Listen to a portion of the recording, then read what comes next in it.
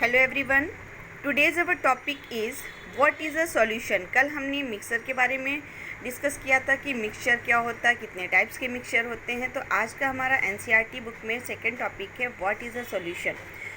तो सॉल्यूशन क्या होता है, कैसे बनता है, किसे सॉल्यूशन कहते हैं, आज हम ये जानेंगे। तो आपकी बुक में दिया हुआ है a solution is a homogeneous mixture. Homogeneous क्या होता है, कल आपने पढ़ा है। तो solution is a homogeneous mixture of two or more substances. जो सॉल्यूशन होता है वो होमोजीनियस, एक जैसे सेम जो सब्सटेंस होते हैं उनका मिक्सचर होता है और इसमें दो या दो से अधिक सब्सटेंस आपस में मिक्स होते हैं।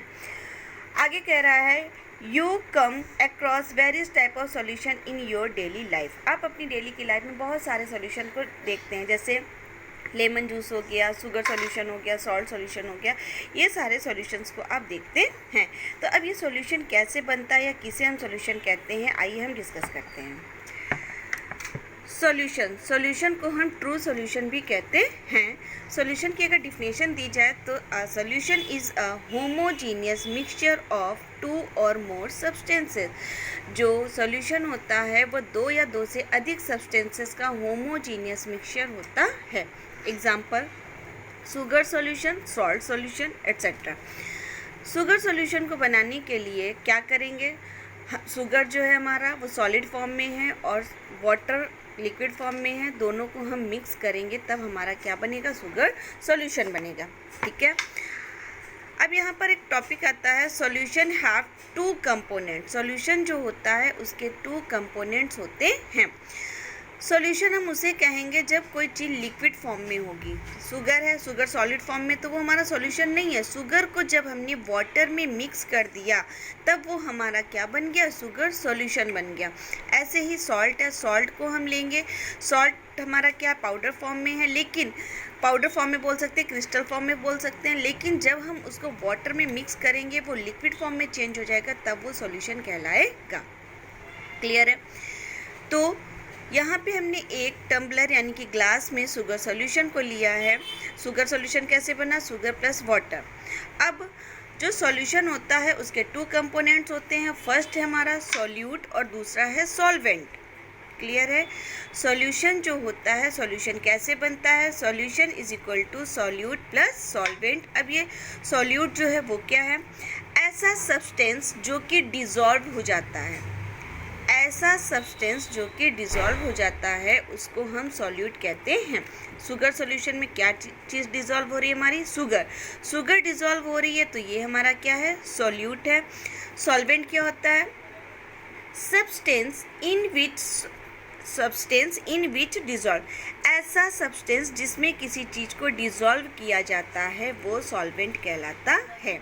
क्लियर है। एक बार फिर से देख लीजिए, जो सॉल्यूशन होता है, सॉल्यूशन के दो कंपोनेंट्स होते हैं, सॉल्यूट प्लस सॉल्वेंट। सॉल्यूट उसको कहते हैं जिस सब्सटेंस को हम डिज़ोल्व करते हैं, जो सब्सटेंस डिज़ोल्व हो जाता है उसको सॉल्यूट कहते हैं, और ऐसा सब्सटेंस जिसमें डिज़ोल्व किया जाता है उसको सॉल्वेंट कहते हैं। क्लियर है। तो यहाँ पर हमारा सॉल्यूट क्या है, शुगर है, और ये सॉल्वेंट क्या है, वाटर है। ऐसे ही सॉल्ट सॉल्यूशन होगा तो सॉल्ट हमारा क्या होगा, सॉल्यूट होगा, और सॉल्वेंट क्या होगा, वाटर होगा। लेमन जूस लेते हैं तो लेमन जूस में हमारा सॉल्यूट क्या होगा, लेमन होगा, और वाटर क्या होगा, सॉल्वेंट होगा। क्लियर है। तो ये हमारा होता है सॉल्यूशन। अब नेक्स्ट टॉपिक आता है प्रॉपर्टीज़ ऑफ सॉल्यूशन। सॉल्यूशन की जो प्रॉपर्टीज़ हैं वो क्या होती हैं। फर्स्ट है size of solute particles are smaller. जो सॉल्यूट के पार्टिकल्स होते हैं वो बहुत स्मॉलर होते हैं, छोटे होते हैं। जैसे कि अब देखिए, शुगर जो है उसको हम जब वाटर में डिज़ोल्व करेंगे तो जो शुगर के पार्टिकल्स हैं वो बहुत छोटे छोटे पार्टिकल्स में चेंज हो जाएंगे, लेस देन 1 नैनोमीटर। अगर हम यहाँ पर सॉलिड के पार्टिकल्स की बात करें तो 1 नैनोमीटर से कम होता है, यानी कि 10 की पावर -9 मीटर। तो ये होता है साइज। दूसरा है solute particles can not seen by naked eyes. जब हमने शुगर सॉल्यूशन बनाया उसमें अगर हम शुगर के पार्टिकल्स को अपनी नेक्ड आइज से देखना चाहें तो नहीं देख सकते हैं। थर्ड पॉइंट है particles do not scatter a beam of light. कह रहा है जो शुगर के पार्टिकल्स हैं, अगर हम उसमें बीम ऑफ लाइट किसी भी टॉर्च से लाइट को पास कराएं तो वो क्या होंगे, शुगर के पार्टिकल्स इतने छोटे होंगे।